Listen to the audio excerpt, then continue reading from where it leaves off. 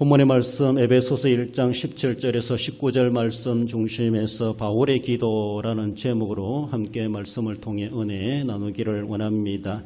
7월 달에 기도란 주제를 가지고 우리가 살펴보고 있습니다. 아브라함도 기도했고 지난주에 아굴의 기도를 살펴보기도 했습니다. 버릴 것을 버리기 위해서 그토록 갈망하며 기도할 줄 알았던, 어쩌면은 아굴의 버킷리스트, 죽기 전에 이것을 이루어 주옵소서라고 기도했던 것을 볼 수가 있습니다. 여러분들은 내 남은 생에 죽기 전에 어떤 기도를 하고 싶습니까? 어떤 기도의 응답을 받고 살고 싶습니까?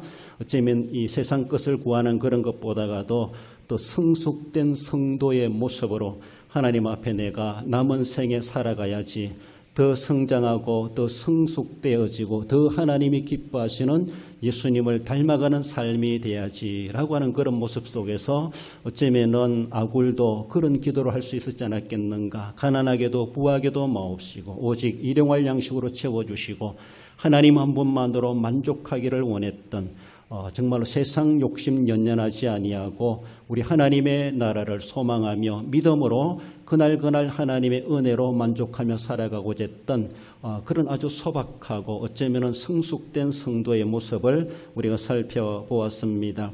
오늘은 바울이 어떤 기도를 하고 있을까? 바울의 기도, 본문의 내용이 다가 아니겠지만은 한편에서는 에베소 교회 그 성도들을 생각하며 내가 너희들을 위해서 이렇게 간구한다라고 본문에서 그렇게 밝혀주는 것을 볼 수가 있습니다. 에베소 교인들이 사도 바울이 이런 기도를 받아야 했다라고 생각해 볼 때 그 기도는 우리가 받아야 되고 우리가 해야 될 기도가 아니겠는가라는 것을 생각해 볼 수가 있습니다.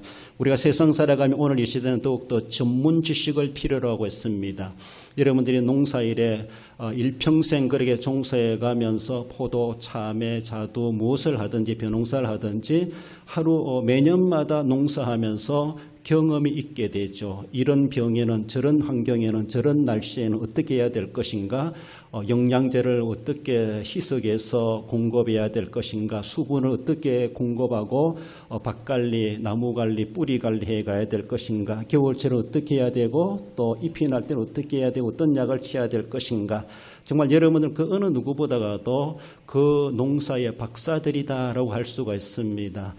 생소하게 알지 못하는 사람은 좋은 나무 갖다 주면 다 죽여버리고 좋은 땅도 정말로 못쓸 땅으로 바꾸고 그렇게 변질되도록 할 수밖에 없겠지만은, 그러나 농경 지식이 있다 보니까 그게 여러분을 하나의 또 한편의 전문인이다라고 말할 수가 있습니다.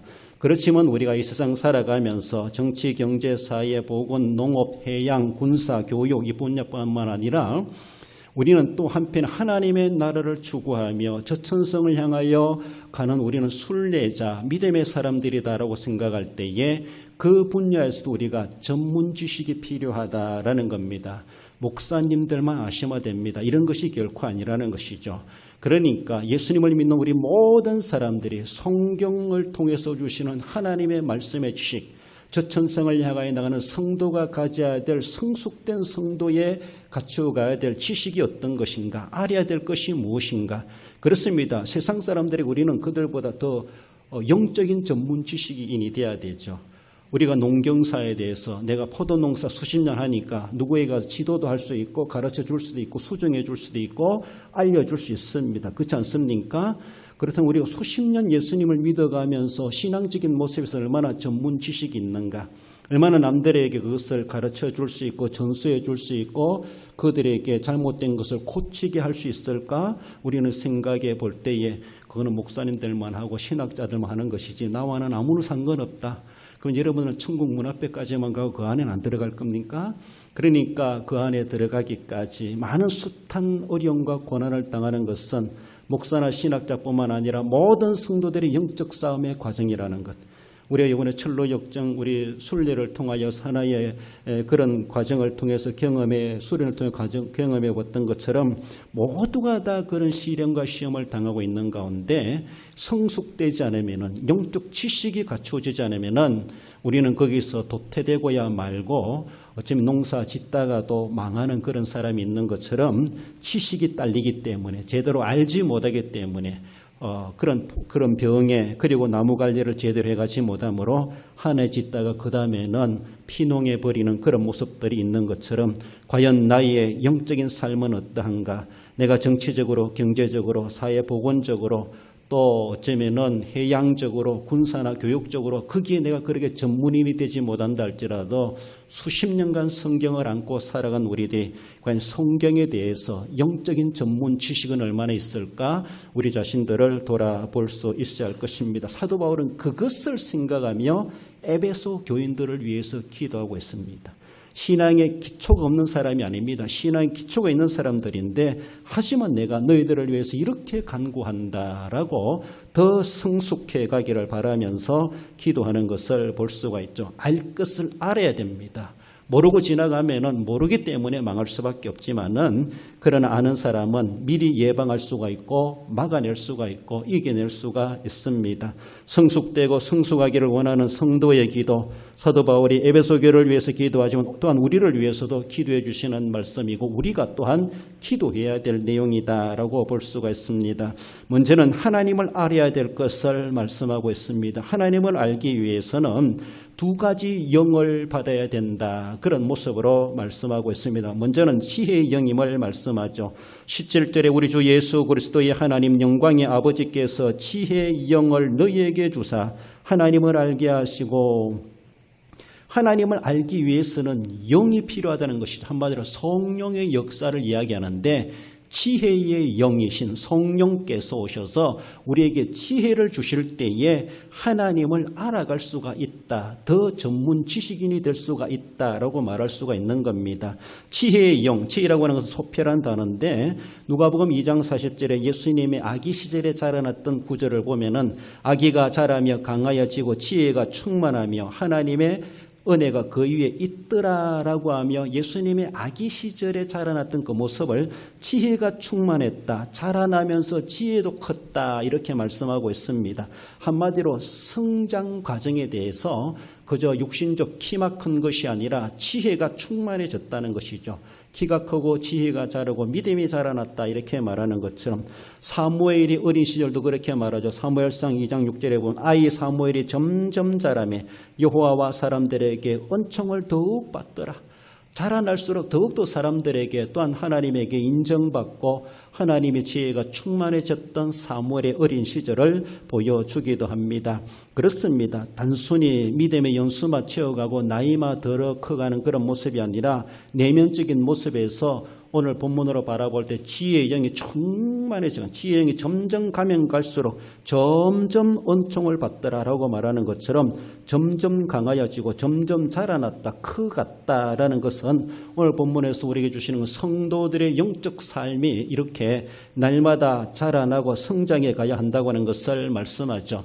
당대는 율법의 지식이나 경건의 삶의 형태를 가리키고 있지만은 오늘 우리의 모습으로 바라볼 때는 영적으로 날마다 자라나야 될 그 속성이 우리에게 있고 그 자라남에 있어가지고 하나님 내게 지혜의 영을 주시옵소서. 내 성장 지식은 내 성장을 위해서 내 영적 전문인으로 살아가기 위해서 더 성숙된 사람이 되기 위해서 농사 같은 동네 같은 지역에 지어도 남다르게 잘 짓는 사람이 있다 이렇게 말을 하기도 합니다. 그 사람이 지금까지 쌓은 여러 가지 연구나 경험을 통해서 시행착오를 통해서 여러 가지로 고쳐지고 남들이 경험해 보지 못하고 남들이 연구하지 못한 것들을 연구하다 보니까 그만큼 우리말로 노하우가 있는 것이 아니겠습니까? 그래서 남들보다 더 좋은 열매를 거둘 수가 있는 것을 볼 수가 있습니다. 그렇습니다. 그러므로 같이 예수님을 믿어도 지혜의 영이 충만한 사람이 있습니다. 그러니까 하나님에 대해서 함부로 말하지 않습니다. 속단하지 않습니다. 하나님에 대해서 풍만한 지식을 가지고 있습니다. 그러니까 아주 넉넉하게 살아가고 있지요. 그저 한두 푼 들고 발발 떠는 그런 삶을 살아가는 사람보다 충만한 많은 재물을 가지고 여유 있게 쓰며 살아가는 것처럼 지식적인 모습에서도 그 지식 한 개 가지고 이렇게 저렇게 쓰기보다가도 이런 일이 있어도 저런 병이 돌아도 가뭄이 들어도 또 무슨 일이 있어도 거기에 대해서 대처할 만한 지식이 풍성한 사람은 그런 환경이 이변이 생겨난다 할지라도 별로 그렇게 당황스럽지 않지 않습니까? 그만큼 지식이 있다는 겁니다. 얼마나 귀한 것인지 모릅니다. 우리의 신앙생활에서도 지혜의 영이 충만한 사람, 똑같이 농사지어도 다르다라고 말할 수 있는 것처럼 똑같이 신앙생활에도 남다르게 능력 있게 헤쳐가는 그런 사람들, 별로 변하지 않고 흔들리지 않고 제자리를 지켜가는 사람들이 있습니다. 어떤 사람들은 막 흔들리고 당황스러워하고 어떻게 해야 될지 그렇게 벌벌 떤다라면은 어떤 사람은 전혀 그게 흔들리지 아니하고 묵묵하게 말없이 그 위치를 그 자리를 제 역할을 해가는 그런 모습을 볼 수 있습니다.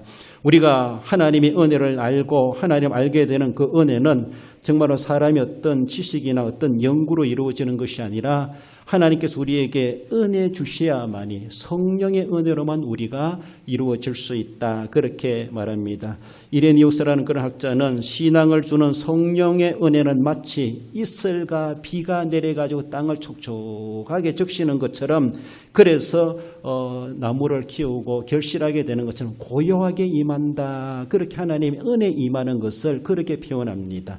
뭐 홍수가 장마철에 비가 많이 와가지고 이런 것보다도 이슬비 내리는 것처럼 이슬이 내리는 것처럼 촉촉하게 끊임없이 쭉 내려가는 그런 모습, 오는 듯 마는 듯 느낄 수 없는 것 같지만 그러나 이슬비처럼 그런 비처럼 내려가지고 땅을 적셔서 결실하게 하는 것처럼 아주 하나님의 은혜 우리에게 고요하게 임한다. 이렇게 표현하고 있습니다. 신학자 바빙크는 그렇게 말하죠. 내가 성경의 말씀을 믿게 되는 것은 내가 믿으려고 해서 믿은 것이 아니라 하나님이 믿도록 하시니까 나는 믿어지더라.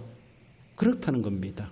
내 믿음의 주체는 나로부터 시작되는 것이 아니라 하나님으로부터 시작된다는 것이죠. 그것이 내 믿음이 된다는 것. 그러니까 하나님, 내가 아무리 믿으려 해도 나는 내 믿음 가질 수 없습니다. 하나님 믿게 해 주셔야 믿을 수 있습니다. 내게도 믿음을 역사해 주옵소서. 내게도 지혜의 영을 주시옵소서. 우리가 구해야 됩니다. 그 하나님이 주시면은 못 믿을 것도 믿게 되는 겁니다. 못할 것도 하게 되는 겁니다. 하나님의 은혜는 고요하게 임할 뿐만 아니라 정말 구하는 자에게 주시는 것이고 내가 뭔가 연구하고 노력하고 해가지고 믿음이 생겨난 것이 결코 아니라는 것입니다. 하나님의 값없이 거저 주시는 구원의 은혜도 있지만 우리가 신앙생활하는 그런 은혜도 하나님의 은혜요 하나님의 선물입니다. 그러므로 하나님이 주실 때 우리도 받을 수가 있고 누릴 수가 있습니다. 은혜 주시면 좋고 안 주시면 좋고 안 주시도 그만이고 뭐 이렇게 은혜의 가치도 모르는 사람들이 하나님이 은혜 주실 이유가 뭐 있겠습니까? 그러니까 기도해야 되고 은혜 받으려고 애를 써야 되고 경건의 영성의 훈련을 쌓아가고 수련에 참석하고 그래서 하나님 앞에 고요히 어디서 와서 어디로 가는지 모르지만 내게 임하게 되고 촉촉하게 적셔서 어느 점인가 이미 식물이 자라나서 꽃을 피우고 결실하게 되는 그런 날들을 우리가 맞이하는 것처럼 하나님의 은혜도 우리에 그렇게 우리는 못 느낄 정도로 임하시기도 하고 물론 느끼기도 하겠죠. 그러면서 하나님이 주실 때 우리는 받을 수가 있고 믿게 하실 때 믿어지더라라는 것을 바빙크는 그렇게 말씀하고 있습니다. 에베소 교회 사람들은 하나님에 대해서 성경에 대해서 그렇게 무지한 사람들이 결코 아닙니다. 하지만 사도 바울은 그러나 그것으로 만족할 수 없다라는 것이죠. 이제는 너희들은 그 기반 위에서 더 성장해 가야 된다. 그래서 지혜와 계시의 영을 더 받아야 될 것에 대해서 나는 너희들을 위해서 그렇게 기도한다. 중보 기도한다. 너희들을 위해서 기도하는 제목이 바로 지혜의 영이 너희들에게 임하기를 나는 기도하고 있다라고 하는 것을 말씀한다라면은 그것은 우리가 구해야 될 기도가 아니겠는가라는 것입니다. 더 성숙하기를 원하는 사람일수록 하나님의 지혜의 영을 우리는 구해야 됩니다. 그저 하나님 한꺼번에 뭐 장대비처럼 소낙비처럼 장막비처럼 내려가지고 넘치는 홍수물에 내가 나무가 크겠다라기보다 이미 앞에서 학자들이 말하는 것처럼 고요하게 임한다. 하나님이 주실 때 내가 받을 수가 있다라고 하는 것처럼 사람들은 뭔가 왕창 줘가지고 쌓아놓고 그것을 빼먹으며 살아가기를 원하는 것 그것이 편안한 줄 아는데 그렇지 않다는 겁니다. 하나님은 그렇게 주실 하나님이시보다는 매일매일마다 일용할 양식으로 주시는 것처럼 우리는 그렇게 구할 줄 알아야 되고 하나님 앞에 찾을 줄 알아야 돼요.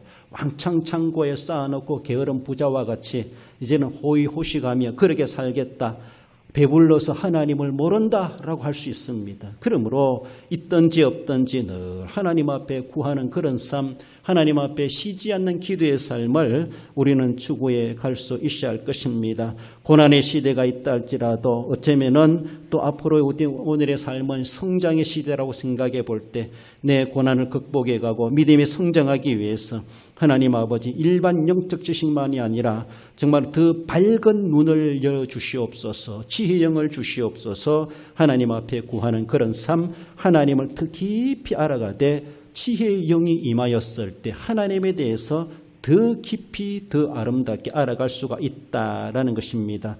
그리고 하나님 알아야 될 것에 대해서는 계시의 영이 임해야 된다고 하는 것을 말씀하죠. 17절에 우리 주 예수 그리스도의 하나님 영광의 아버지께서 계시의 영을 너희에게 주사 하나님을 알게 하시고, 하나님을 알게 하시는 영의 역사가 지혜의 영이 있고 계시의 영이 있다, 그렇게 말합니다. 물론 동일한 성령님께서 역사하시는데 역사하시는 여러 가지 방법들 가운데 지혜도 있고 계시도 있다라는 것입니다. 그렇습니다.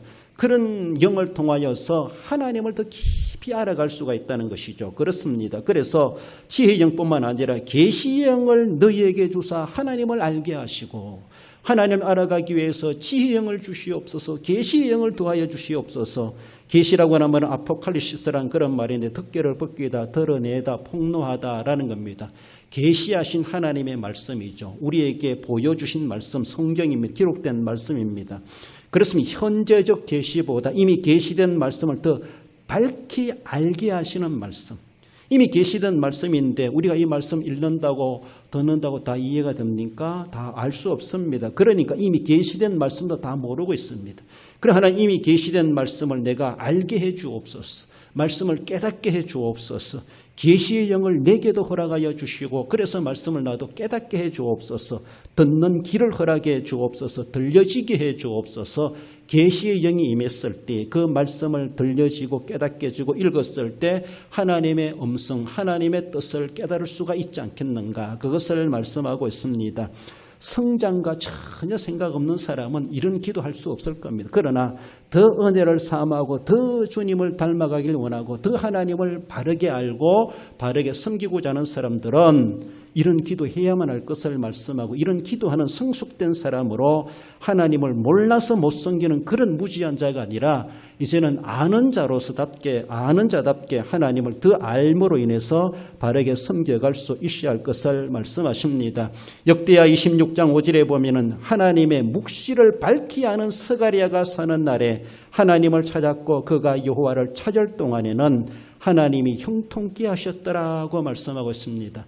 남쪽 유다 우시아가 왕이 되었을 때, 우시아가 16살의 왕이 됩니다. 어린 나이에 왕이 되었지만은, 그러나 하나님은 그 시대에 스가랴라고 하는 사람이 있었습니다. 그 사람이 어떤 사람입니까? 하나님의 묵시를 밝히 아는 자이다. 성경 기자는 그렇게 그를 소개해 주고 있습니다. 어린 나이에 우시아가 왕이 되었지만, 그러나 스가랴라고 하는 이런 믿음의 학자가 있음으로 인해서, 하나님의 묵시를 밝히 아는 학자 스가랴가 있음으로 인해서 어린 나이에 왕이 된 우시아가 그래도 초반기에는 하나님 앞에 아주 아름답게 잘 섬겨가지 않았나. 그래서라도 그가 여호와를 찾을 동안에는 하나님이 형통하게 하셨더라라고 말씀하고 있습니다. 그렇습니다. 어디로 가야 됩니까? 무엇을 어떻게 해야 됩니까? 갈 길을 알아주고 알려주고 그렇게 코치해 줄 수 있는 사람, 그렇게 해줄 수 있는 사람이 있어야 되죠. 무엇인가 지도자고 왕이라 한지라도 다 아는 것도 아니고 어떻게 해야 될지 모르고, 정말 우리도 살아가다 보면은 무엇이 옳고 그른지, 무엇이 하나님의 뜻인지, 어떻게 해야 될 것인지 갈팡질팡할 때가 많은 우리들입니다. 그때에 계시의 영이 있는 사람이라면은, 묵시를 밝히 아는 사람이 있다라면은 하나님의 뜻을 앞서 깨닫게 되고 알게 되고 그 사람의 조언을 들을 수가 있고, 도저히 난 믿어지지 않는다 할지라도 계시의 눈이 밝은 사람의 음성을 들을 때, 깨우침을 받을 때에 우리는 그 길이 바로 올바른 길인 줄 알고 나아갈 때 진짜 그것이 하나님이 예비하신 길이라고 하는 것을 알 수가 있습니다.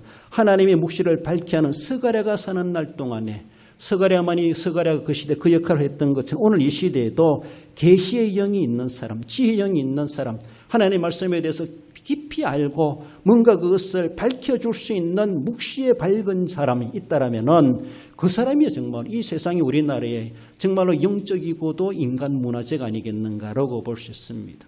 학교 다닐 때도 보면은 정말로 뛰어난 학자들이 있습니다. 저런 그분이 백내장이 돼가지고 신문을 봐도 이렇게 보셔야 된다는 거예요. 제가 볼 때는 엄청 아깝더라고요. 정말 저런 분들이 오래 사셔야 되는데 안질이 눈이 안 좋아가지고 글을 잘 못 읽고 강의를 하면서도 사람 얼굴을 잘 모르고 자기 아는 속에는 지식을 읊어가면서 그냥 강의를 하시더라고요. 책을 읽을 수가 없으니까. 그러면서 눈을 수술 할 것이다, 한다 이렇게 말씀을 하시는 거 보며 저런 분들이 눈이 밝고 저런 분들이 건강하고 저런 분들이 많은 글을 써내고 그래서 후학들을 키워내야 되는데 실력 없는 교수 같으면 그런 마음도 안 듭니다. 그러나 실력이 있다고 생각하고 세계적인 학자 같은 그런 사람들 접해보면서 그러나 또 육신의 건강에 따르지 않는 그런 모습을 볼 때 저런 사람들이 이 한국 교회의 보배로운 분들인데 이렇게 느끼게 됐습니다. 마찬가지입니다. 우리의 신앙생활 속에서도 정말로 오늘 본문에 나오는 하나님의 묵시를 밝게 하는 스가랴가 사는 날 동안에 그 시대 그래도 스가랴라는 사람이 있었기 때문에 우시야 왕이 나라를 잘 다스릴 수가 있었다. 이것을 배경으로 하고 있지 않습니까? 지금 우시야가 잘했다라기보다 그 배후에 있는 스가랴라고 하는 묵시를 밝게 하는 사람이 있었다는 겁니다. 하나님의 지혜의 영, 계시의 영이 밝은 사람이 있습니다. 그렇습니다. 그 지역에는 그 사람들이 있더라. 그 나라에는 그런 사람들이 있더라. 그 교회는 그런 분들이 있다더라.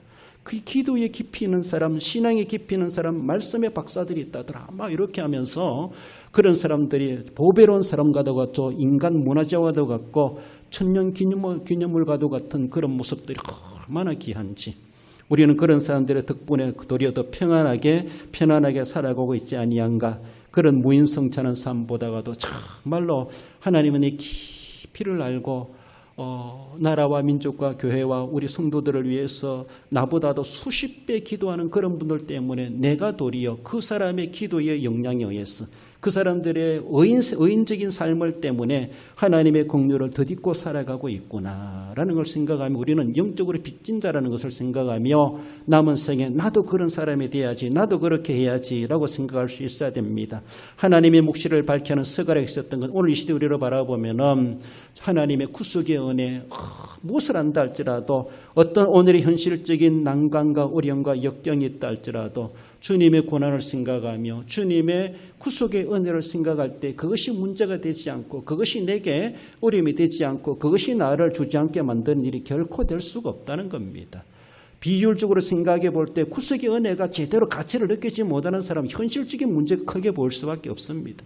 이 현실적인 문제가 아무리 크다 할지라도 주님의 십자가의 고난, 십자가로 이루신 우리 구속의 은혜는 그 무엇으로도 비교할 수 없는 상대될 것이 없는 하나님의 놀라운 구원의 사역이 아닙니까?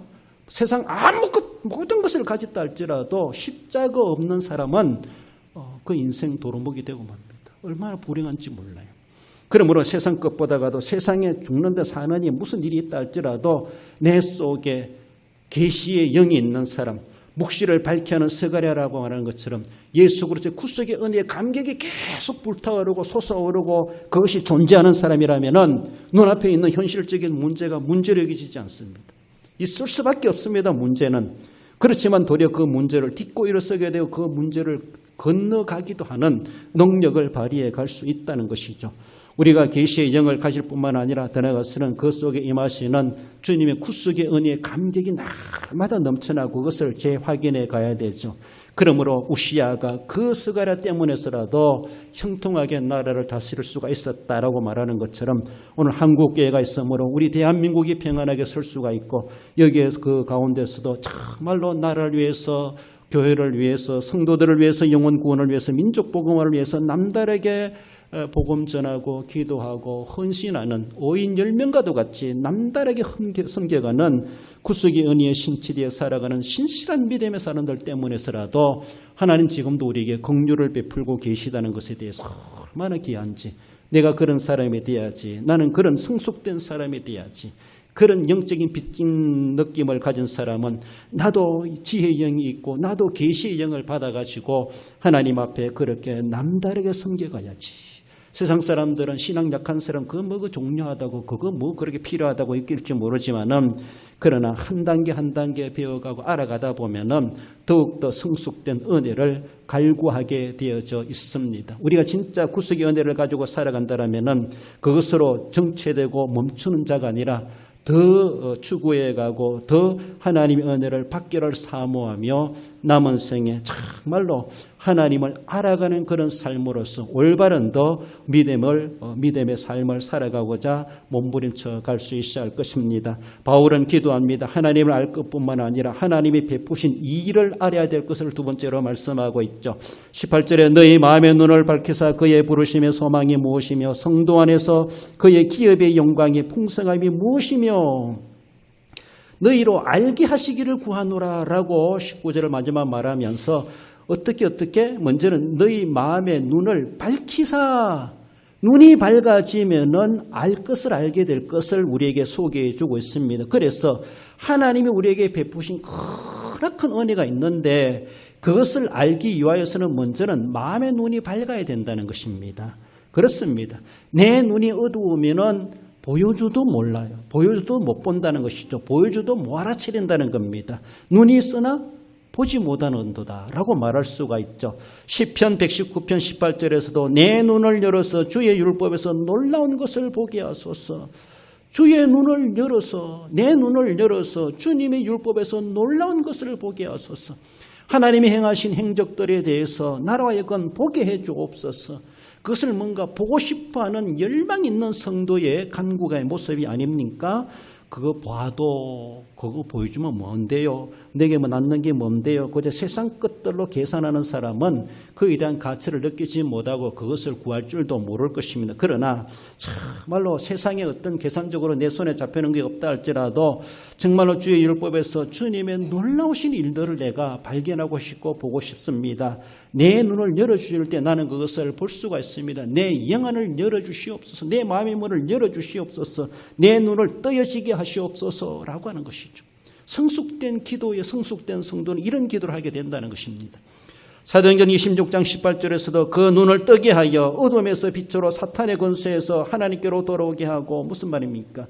사도 바울이 그가 아그리빠 왕 앞에서 자신의 회심의 사건을 두고 그것을 설명하는 다메섹 도상에 내가 어떻게 주님 앞에 부름을 받아 오늘 이 자리까지 왔는가 그것을 읊어가는 아그리빠 왕 앞에서 자신을 변호하는 그런 모습 속에서 그 눈을 뜨게 하여서 어두움에서 빛으로 사탄의 권세에서 하나님께로 돌아오게 하고 사울이 바울되게 하는 것뿐만 아니라 그 바울을 예수님께서는 잡아가지고 핍박하던 사울을 바울되게 하셔서 그로 하여금 많은 사람들을 주님께로 돌아오게 하는 그 역사를 이루어가는데 그로 하여금 하나님은 그를 눈을 뜨게 하셨다라는 겁니다. 이전에는 율법의 눈을 가지고 율법의 잣대를 가지고 사람들을 대하니까 다 이단들이고 다 못돼 먹은 사람들 다 하나님을 욕되게 하는 자들이기 때문에 그런 율법의 열심히 일을 가지고 율법의 눈을 가지고 사람들을 기독교인을 대하다 보니까 그래서 잡아가고 체포하고 또 다메섹에 있는 사람들을 잡아가기 위해서 영장을 발부받아가지고 찾아가는 그런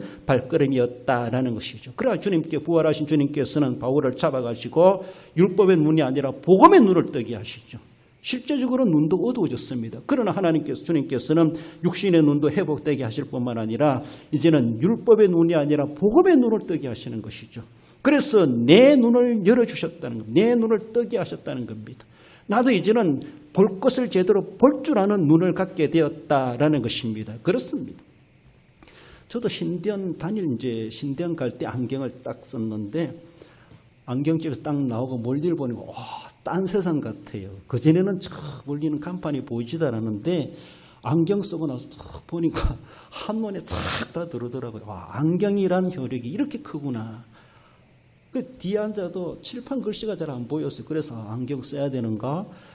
그때까지도 안경을 안 썼는데 그래서 안경을 쓰고 전화하니까 안경이 이렇게 좋은 거구나 느껴졌습니다. 눈이 떠지더라고요.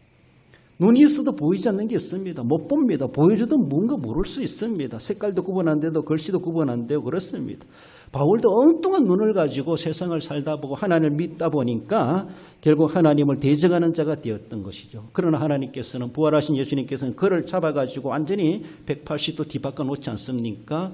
똑같은 하나님이어도 왜 그렇게 다른지 똑같은 하나님을 믿어도 핍박자가 되는 사람이 있고 똑같은 하나님 믿어도 핍박하는 사람에게 희생당하여 순교하는 사람이 있습니다. 그 시대 그렇지 않습니까? 눈이 잘못됐기 때문에 우리가 주님을 믿고 살아간다면서도 똑같이 앉아 예수님을 믿고 향교에 다닌다 할지라도 떠여줄 눈을 떠여지지 못하고 엉뚱한 눈을 달고 다니면 엉뚱하게 보이게 되어져 있습니다. 옳고 그름도 구분하지 않고 자기 잣대로 가지고 판단해버리고 그렇다는 것이죠. 하나님이 내게 주시는 눈이 무엇일까? 내가 떠야 될 눈이 무엇일까? 내가 가져야 될 눈이 무엇일까? 내 눈에 들보가 박힌 것을 알지도 못하고 무엇인가 그것을 가지고 옳고 그러니 이러니 저러니 판단해버리는 그런 모습들이 얼마나 많은지 모릅니다.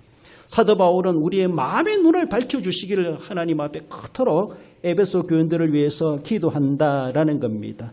그렇습니다. 마음의 눈이 밝아지기 우리는 기도해야 되죠. 눈이 밝아졌을 때 제대로 보게 되고 하나님의 베푸신 일을 우리도 볼 줄 알게 되고 깨달을 줄 안다라는 겁니다. 더 나아가서는 소망의 부르심이 무엇인가를 우리가 알 수 있다는 것을 말씀하죠. 구속함을 받은 성도, 사명자들이 가지는 소망이라고 하는 것을 말할 수 있는데 이 소망은 엘피스란 단어인데 그저 남들이 희망을 가져 소망을 가져 되고 안 되고는 두 번째 문제고 일단은 가져보라 이런 식으로 소망을 불어넣는 그런 일이 있기도 합니다. 그러나 이 본문에서 말하는 소망이라는 것은 이루어지지 않을 것을 소망 가지라 그 말이 아닙니다. 이루어질지 안 이루어질지 모르지만 소망 가지라 이런 것이 결코 아니라는 겁니다. 이것은 실제적으로 확실성이 있는 것을 소망이라고 말합니다. 확실성을 성령의 감화로 그래서 천적 보존된 것이다 이렇게 말합니다. 하늘에서 보증해 주시는 것이다 이렇게 말합니다. 그래서 그걸 소망이라고 성경이 말하는 소망이라는 겁니다. 소망 가지보고 되면 좋고 안 돼도 어쩔 수 않느냐. 희망차게 살아가는 것이 중요하지 그것이 아니라는 것이죠. 희망 가지고 살아가는 것도 중요하지만 그 희망이 결코 밑도 끝도 없는 희망이 아니라 반드시 보존되는 것이란 반드시 이루어지는 확실성이 있다고 하는 것을 말씀합니다. 우리 주님이 우리에게 가지게 하시는 것은 그 소망이라고 하는 것은 그저 세상 사람들이 가진 그 긍정심 그 수준이 아니라는 것입니다. 분명히 그것은 그 과정은 고통스럽고 힘들다 할지라도 결국은 그것은 분명하게 썩지 않고 없어지지 않는 영원히 존재하는 것으로 보장되는 소망이라고 하는 것을 말씀하십니다.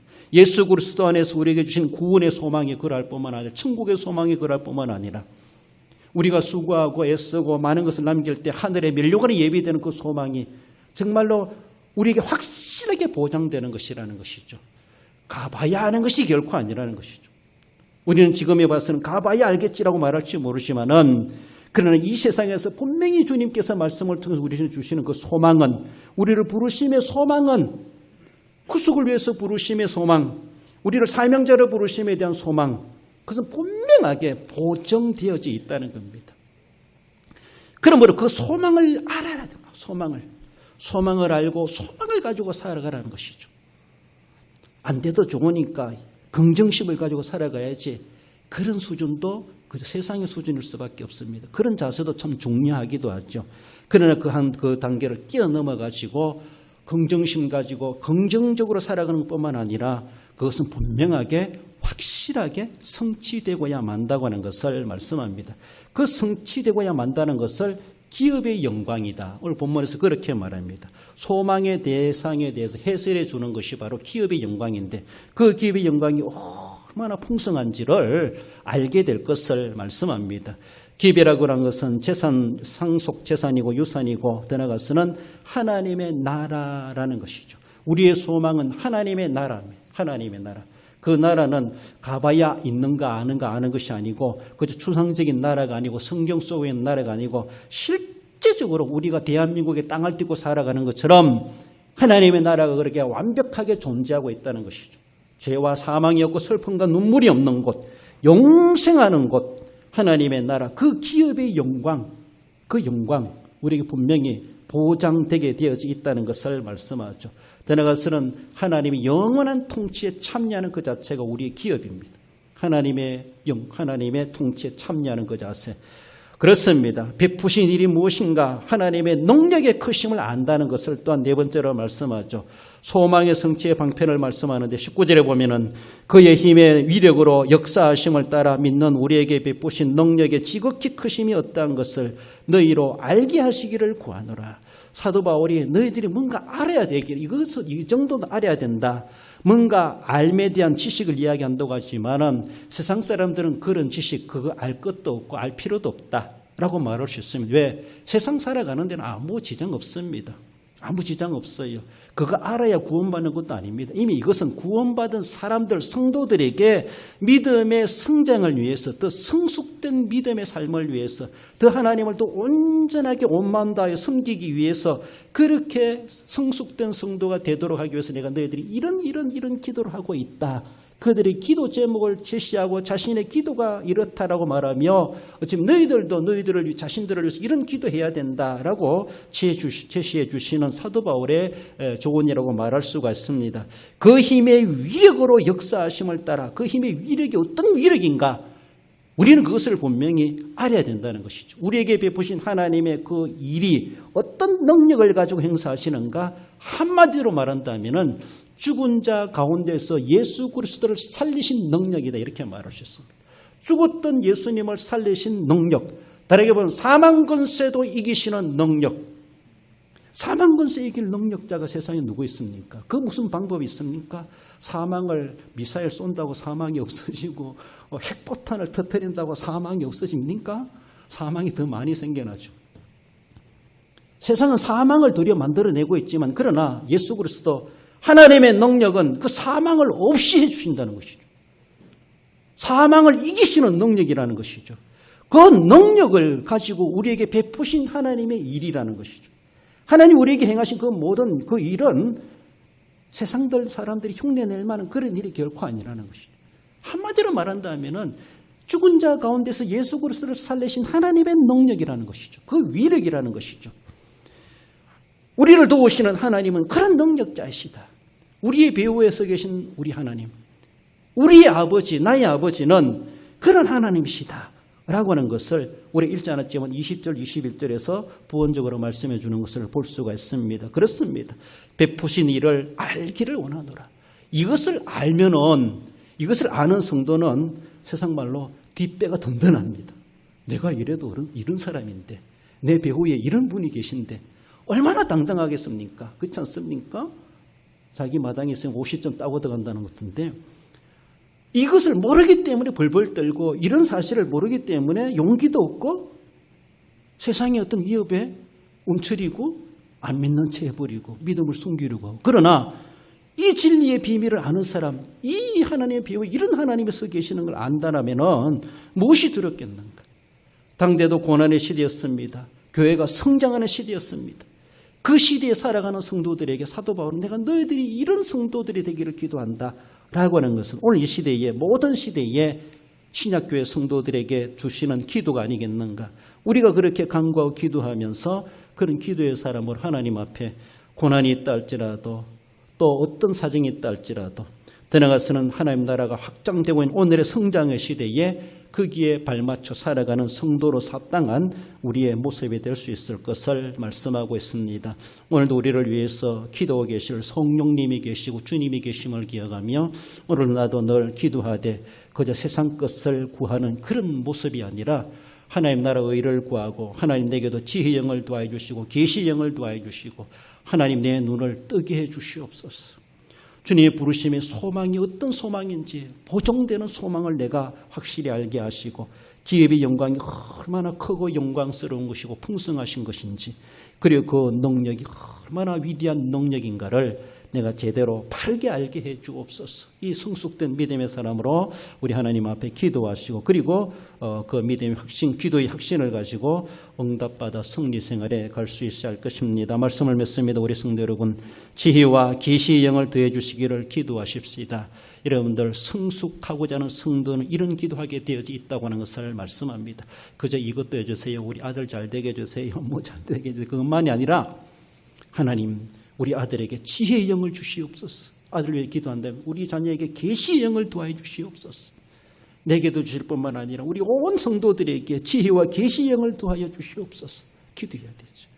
마음의 눈을 밝혀주시기를 원합니다. 육신의 눈도 건강하게 필요하지만 그런 하나님 영의 눈이 밝아지게 하옵소서. 내 마음의 눈이 떠여져서 볼 것을 보고 알 것을 알게 하옵소서. 우린 기도해야 됩니다. 부르심의 소망과 영광과 능력이 어떠한 것을 제대로 알고 믿어야 될 것을 말씀하고, 그래서 능력 있는 자로 용기 있게 믿음을 지켜가는 성도, 승리 생활에 가야 할 것을 말씀합니다. 그래서 늘 성숙되어서 더 온전한 성도가 되어서 더 한층 더 정말로 성숙된 자로 하나님 앞에 더 온전하게 쓰임 받으시고 하나님의 영광을 나타내시며 하나님을 기쁘시게 하실 수 있는 우리 모든 성도 여러분들 되시기를 주님의 이름으로 축원드립니다. 기도하십시다. 주신 말씀 기억하며 우리 주님, 사도 바울께서 에베소 교회 성도들을 위해서 기도하는 것처럼 우리 하나님 아버지, 구원받은 성도들이 기도해야 될 기도 제목이 무엇인가를 가르쳐 주고 있습니다. 우리 주님, 우리에게도 지혜의 영을, 계시의 영을 더하여 주시옵소서. 뿐만 아니라 하나님 우리에게 베푸신 그 역사를 제대로 알기를 원하건대 마음의 문을 열어주실 때에 볼 수가 있습니다. 느끼고 알 수가 있습니다. 주님 부르심의 소망이 어떠한지, 기업의 영광의 풍성함이 어떠한지, 능력의 크심이 어떤 능력인지를 제대로 알고 믿고 섬겨가게 하시고, 그래서 능력 있는 자로 주님 앞에 이 시대에 쓰임밖에 부족하지 않는 자 되게 하시고, 우리 교회가, 우리 모든 성도들이 그런 능력 있는 자로 정말로 성숙된 자로 주님 앞에 섬겨가게 해 주옵소서. 결심하는 마음으로 함께 기도하십시다. 고마우신 우리 하나님 아버지, 은혜를 감사드립니다. 귀하고 복된 날 오늘도 우리에게 허락하신 우리 하나님 감사합니다. 사도 바울이 에베소 교회를 두고 기도하는 것처럼 또한 우리를 위해서 기도하는 줄 믿습니다. 우리가 기도해야 될 내용인 줄 믿습니다. 주님, 지혜의 영을 도와해 주시고 계시의 영을 도와셔서 하나님을 더 알아갈 수 있도록 하나님 도와주시고, 우리에게 계시하여 주시고 지혜의 영을 도와해 주시옵소서. 하나님을 바르게 알고 바르게 믿어 섬겨갈 수 있도록 도와주시길 바랍니다. 베푸신 일이 어떠한 것을 바르게 알기 위해서 마음의 문을 열어주시고, 부르심의 소망과 기업의 영광과 능력의 크심 어떠한 것을 바르게 알고 주님 앞에 섬겨가고 용기 있게 능력 있게 담력 있게 섬겨가는 믿음의 사람 되게 해주시기를 원하오며, 그리고 하신 예수님의 이름으로 감사하며 기도 올리옵나이다. 아멘. 고마우신 우리 하나님, 은혜를 감사드립니다. 사도 바울이 에베소 교회 성도들을 위해서 기도하는 것, 우리의 기도의 제목이요 우리가 기도할 내용인 줄 믿습니다. 우리에게 지혜와 계시의 영을 도와셔서 하나님을 더 알아가게 하시고 더 아는 믿음을 가지고 더 온전한 믿음으로 하나님을 더 성숙되게 섬겨갈 수 있는 저희들 되게 해 주옵소서. 뿐만 아니라 우리를 위해서 행하신 베푸신 그 모든 사역들을 우리가 바르게 마음의 눈이 밝아져서 보기를 원하고 알기를 합니다. 우리 하나님 아버지, 부르심의 소망이 완벽하게 보존되고 있고 기업의 영광의 풍성함이 얼마나 위대한 것인가를 깨닫게 하시고, 우리를 그렇게 역사하신 하나님의 능력의 위력이 얼마나 크신가를 제대로 알고 담력 있게 용기 있게 어려운 이 시대랄지라도 믿음으로 싸워 승리 생활에 가는 우리 모든 성도들 되게 해 주옵소서. 몸이 아파 손을 얹어 기도하며 소원이 있어 가슴에 손을 모아 기도하오니 우리 하나님 저희들을 믿음대로 기도대로 소원대로 이루어지도록 역사해 주시기를 원하오며 거룩하신 예수님의 이름으로 기도드리옵나이다. 아멘.